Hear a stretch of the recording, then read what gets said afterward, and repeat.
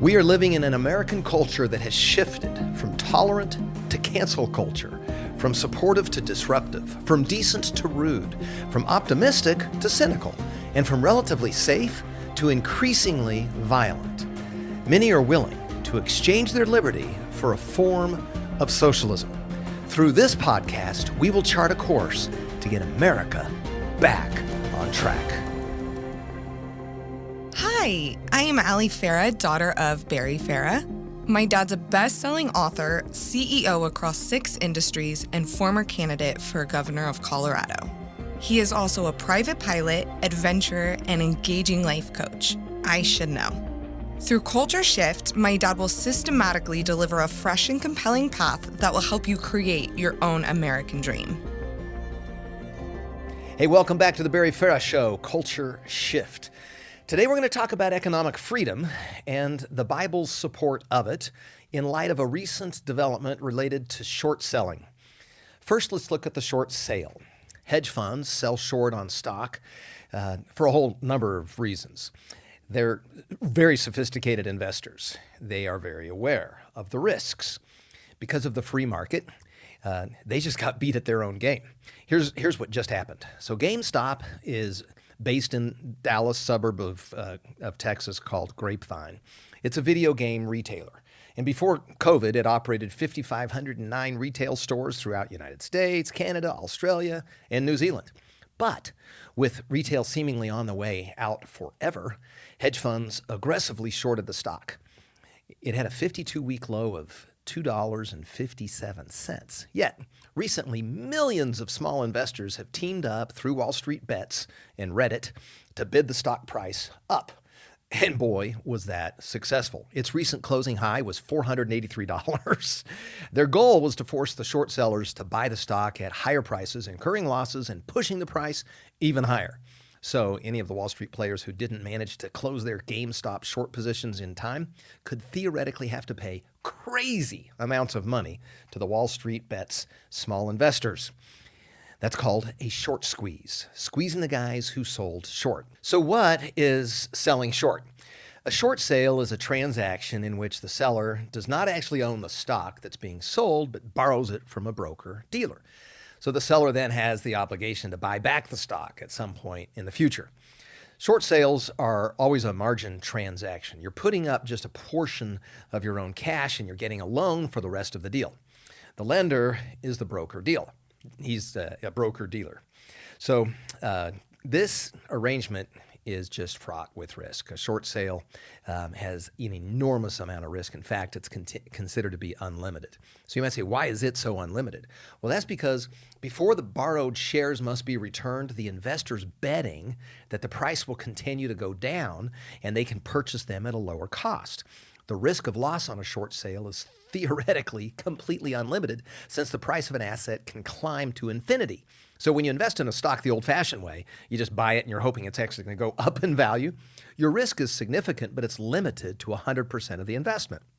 If you buy $10,000 of ABC company and the stock price goes to zero, you can only lose that $10,000 and no more if you buy what they call long, the normal way people buy stock that most people think about. But if you want to short those same 1,000 shares of that ABC company that are trading at, let's say, $10 a share, or that's your short price, then you'll owe 1,000 shares of that ABC company stock at some point in the future. You see why it's precarious? If the stock's price drops, you win. I mean, if it drops to zero, you don't even owe the lender anything, and you would make a nice profit of $10,000. But what if the price kept climbing to, let's say, $500 a share? You bought it you sold short at 10, you're hoping it goes to zero, but it goes the other direction, and it keeps on going. And you kept thinking it would go back down, so you held on to it, but you still have to deliver those 1,000 shares. You were wrong. It went up to $500. How are you going to get out of this bind? So you've got to deliver those shares somehow, and the only way is to buy them. So you buy those shares that cost you $10 a share for $500 a share. And when you deliver those 1,000 shares to the broker dealer, which cost you $500,000, you've got a whopping $490,000 loss. I mean, that's a 4,900% loss. And in theory, the price can keep climbing even beyond that and make your potential loss limitless. So let's just step back and look at what just happened. If you multiply that particular scenario by several million shares, that's pretty close to what the hedge funds selling short in GameStop are faced with right now. That's why any broker-dealer worth his salt will make sure the short seller investor is aware of the exorbitant loss potential. I mean, you're borrowing stock, selling it, and hoping it'll go down so you can buy it again. Are you sure you want to do this? And the broker-dealers are always very aware of the risks for themselves. But these brokers, like Robinhood, Interactive Brokers, and Webull, stopped allowing for trading, which according to the investors, purposefully, willfully, and knowingly deprived retail investors of the ability to invest in the open market. The ban on purchases is particularly effective at relieving the squeeze. So when the retail investors are only allowed to sell, which is kind of against the rules, and I'm thinking against the law, only the institutional investors are allowed to buy. If the establishment players hold back on the purchases, then the market will gradually flood with sale offers, pushing the price down, and that would prompt even more sales. But that's not the scenario right now. That assumes that the retail investors are willing to sell. This Reddit forum of users, they've urged each other not to sell until the squeeze gets drastic and the price is astronomical. What's their end game? They want to force a situation in which the institutional investors don't have enough GameStop stock among themselves to return all the stock they borrowed and shorted. The big institutional hedge funds like Melvin Capital are forced to sell assets or dip into cash reserves to cover their short positions. That adds even more fuel to the fire. I mean, there was a flash sell-off a couple days ago at the very same time all this was going on. Did the big guys sell positions in stocks like Apple and Microsoft to cover their bets? Why did Robinhood stop processing buy orders on GameStop stock? Global investment powerhouse Citadel happens to own Robinhood, and they're an institutional short seller. They have direct ties to Melvin Capital, and who knows what's going on there, but I think it looks like had a significant short interest in GameStop directly. So it'll be interesting to see how all this pans out at this moment in time. I don't know. But regardless, the story is fascinating. I mean, normally when Wall Street loses, they just change the rules. But in this instance, the free market may have unleashed a whole new area for the little guy. It's the most effective way to level the playing field, free and open markets. And we're going to get to more on that in a minute. Now what we're going to do is just take a quick look at what the Bible has to say about you and your ability to create and develop. Now, what's interesting is Jesus talked about economics and money more than he did heaven and hell combined. Jesus talked about money more than anything else except the kingdom of God. 11 of the 39 parables talk about economics and money. 1 out of every 7 verses in the Gospel of Luke talk about economics and money. Life issues, marriage issues, family issues are explicit, but money is actually covered more than those. That's probably because the exchange of goods and labor and money for services and products and other goods and labor really does touch everyone. So what's the Bible cover? It covers a business owner's obligations. It even covers how the business owner should handle success when he gets there. It covers debt management, budgeting, how to build up over time. The Bible covers giving, investing, lending, planning, saving, stewardship. Have you ever wondered why? Well, the bottom line is that God's for you. He actually wants you to do well. Jeremiah 29:11 says, "For I know the plans and thoughts that I think towards you, says the Lord. Plans and thoughts of peace, welfare, good, improvement, and not of evil, to give you a positive outcome, a future, and a hope." He really is for you. He is on your side. Let's go back to the very beginning. God created man and woman in his image, 2 distinct, beautiful creations, but they were the capstone of his creation. So first he creates the universe, he creates the atmosphere and the water cycle. He creates dry land, plant life, and the seasons, and then more advanced forms of plants. And then he creates fish and birds, and he creates land animals and dinosaurs. They die off after further preparing the earth for sophisticated life. Then the Neanderthal types were created to prepare earth for humans. They die off. So then you got the crowning creation. Male and female are made in his likeness, in his image. That's why you possess an eternal soul. That's why you have a consciousness of your own existence. That's why you can train a dog. It doesn't really go the other way around. I mean, some of you might think your dog trains you, but you know what I mean. You train the dog. And you can choose to live by an intentional moral code. It's also why you can create things, not from absolutely nothing, but from what he has already created. You can add value. You can build a building or a hotel or design a gorgeous resort or prepare a beautiful 7-course meal or invent comfortable clothing or furniture craftsmanship or whatever. It's also why you can volitionally worship God. So, there they are, male and female, standing there.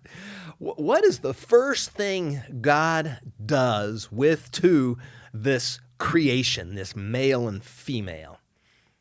He blesses them. God blessed them, and God said to them, "Be fruitful and multiply and fill the earth and subdue it and rule over the fish of the sea and over the birds of the sky and over every living thing that moves on the earth." Genesis 1:28. God made us with the intent of it being our responsibility to add value to the earth. And this work thing was part of our destiny before the fall. I mean, God called his creation on earth good. There's a word for good and there's a word for perfect, which would not only mean that it's done well, but that there's no room for any improvement upon it. But all of the creation events, God saw it and said it's good. He didn't say it was completely perfect, that there wouldn't be any ability to add to it, but there was room for improvement. And that's why Adam, in the beginning, before the fall, cultivates, plants, and he names all the animals. Those are value-added propositions. So what's it mean to subdue? To tame it. This is the earth before the fall. To train it, to figure it out, to investigate, to understand, use it, enjoy it, develop it into more productive uses and better goods from earth. Figure out those herbs and spices. Figure out how to add value everywhere. I mean, for those of you who have been to the big, vast valley of the Phoenix, Arizona area, does anyone really think that that open desert and cactus of Scottsdale is better than the 5-star hotels and resorts and golf courses that replace them? I mean, it's definitely more inhabitable today, and there's a lot more greenery. There's a value-added proposition. I'm not saying that every development that man's been involved in has added value, but there's a distinct potential to add value to this earth. It's not supposed to just stay only wild, though I love the wildness of the outdoors, and I've ventured far and wide in Alaska, in Colorado, in Montana, in Wyoming, all over, in Arizona, and I love the outdoors and the wild. But it's not necessarily true that in every instance God wants it to just remain wild. There is room for man to add value to the earth. So that's a quick snippet of some of the elements connected to the reality that you were created to create and to add value. Now let's just look at a quick word on freedom economics and see if we can pull it all together. So in order to create, you've got to be free to create, because part of creating is to come up with the thing you're going to create and add value to. It can't just be controlled. So how does economic freedom work in real life? I mean, does it actually improve the lives of many, or is it just for those few people at the very top that figure it out? So let me give you some facts. In 1800, there were 1 billion people on the earth, and there was this brand new introduction of 2 things that changed the world forever. Number one, intellectual property rights were made secure in the West. Inventions and innovations were protected through patent offices. And that was true in Western Europe and in the United States. Other countries borrowed from that as well. So that made inventions and innovation flourish because you could get rewarded for it. Number 2 was private property rights became widespread. What that did is gave you the opportunity to maximize the value of your asset. You could trade your gold for something else that you thought was going to actually go up in value if you believed so. And it also opened the door for trade across borders. What that does is open you up to the world. You can get spices, you can get turmeric from India, and you can get that a lot less expensively than if you had to go over there on a boat and get it yourself because of the exchange of goods and services across borders. So this produced, that's three. I said there were two, but that third one actually matters as well. So that produced what you know to be the Industrial Revolution. Now, if those things had happened in 1200, the Industrial Revolution would have happened in 1200. You wouldn't have had to wait those 600 extra years. So in 1800, you got 1 billion people, and the gross world product is $175 billion in constant dollars. So it's basically every person makes about $175 a year. That's in 2017 dollars. So in 1970, there's 4 billion people. The gross world product is $10 trillion. Everybody on the planet makes an average of $2,500 per person per year. In 1900, there's 5 billion people. Gross world product is 25 trillion. Everyone's now doubled it again. You went from, in the very few short period of years, from 1970 to 1990, just 20 years, you doubled the gross world product per person per year. What's happening around the world at this time? Even though there's still the fight against socialism and Marxism, it's been largely defeated in the larger countries. Western Europe, the Soviet Union has crumbled. And Georgia, as a country, is now able to be free, and they're promulgating that. Poland is doing the same. It's happening all over the world. Even in China, just out of competition, they're allowing more freedom among their people as it relates to economics. They're allowed to have some private property rights. There are some billionaires getting minted over in China. So now we fast forward to 2011. There's 7 billion people. Gross world product, 70 trillion. You're up to $10,000 a person a year. It doubled again. And in 2019, you're up to 7.6 billion people with a gross world product of 87 trillion, 11,400 per person per year. So what's happened to the world economy is that hundreds of millions of people have come out of poverty just in India and China. The world economy, which comprises of 194 economies, in 2020, still at $84 trillion, even after you factor in the $4 trillion hit from COVID. So what does all this mean? Well, things are better in macroeconomic terms, for sure. You live today better than many kings lived in 1700. So what is economics? A social science concerned chiefly with the description and the analysis of production, distribution, and consumption of goods and services. That's what it means. That's the classical definition. It's really the study, though, of man in the ordinary business of life. It inquires how he or she gets his income and how he or she uses it.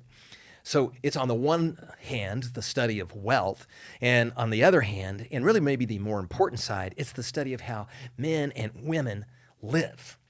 So freedom economics really depends on 4 components.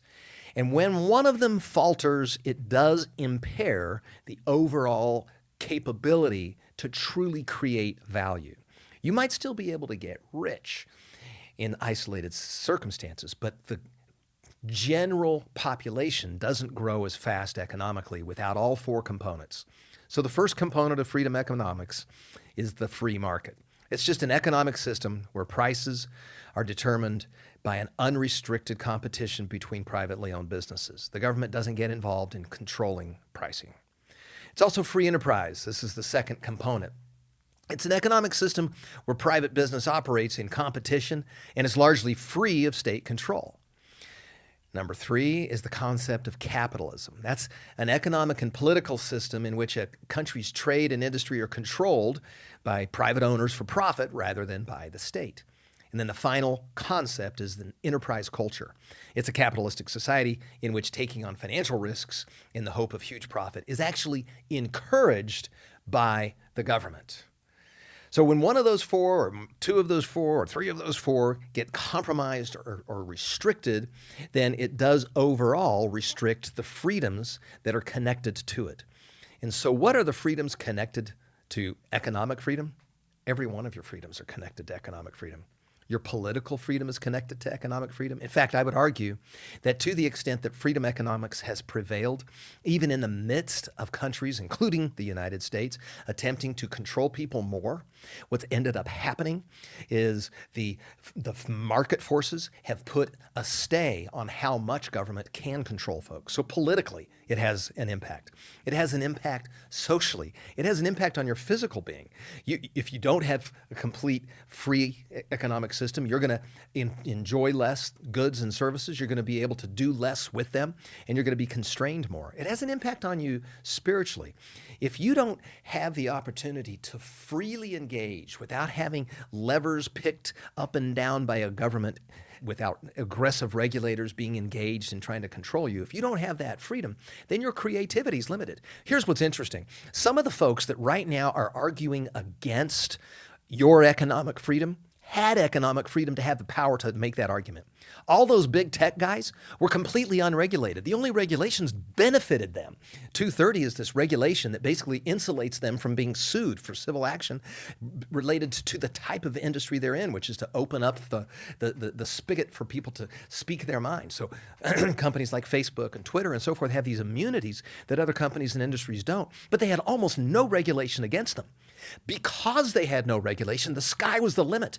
Different competitors could come up and compete with each other. And what ended up happening in some of these instances is those competitors had such great ideas, those bigger companies would gobble them up, buy them, acquire them, and bring them into their organization and utilize those services until they became so huge they are where they are today. But they got there because there was freedom. Total economic freedom. So it's completely hypocritical for some of those huge companies to be speaking to you about being okay with more regulations just because you're in a different industry doesn't make your industry less worthy of you being free to create and develop.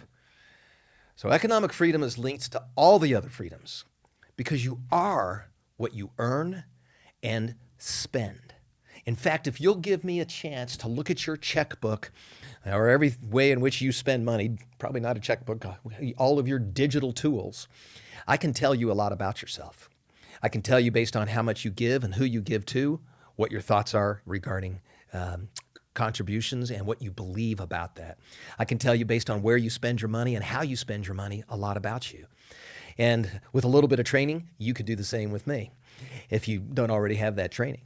And so what does this mean? What it means is that your essence of what you can bring to the table is connected to what you earn and what you spend. And for someone to interfere with that is a direct violation of your basic, fundamental freedom rights to life and to liberty and to the pursuit of happiness. It touches all three of them. So do your part to hold on to freedom and don't let someone take away your economic freedoms. It's essential for all the others. God bless you. Thanks for listening. We'll see you next time. Hi, I'm David Farah. Thank you for listening to my dad's podcast, The Barry Farah Show, Culture Shift. Click subscribe now to be sure you don't miss an episode. Share this podcast with your friends on social media and give The Barry Farah Show your 5-star rating. Check out today's show notes below this episode and at thebarryfarahshow.com. This podcast is also available in video format at The Barry Farah Show on YouTube. See you next time.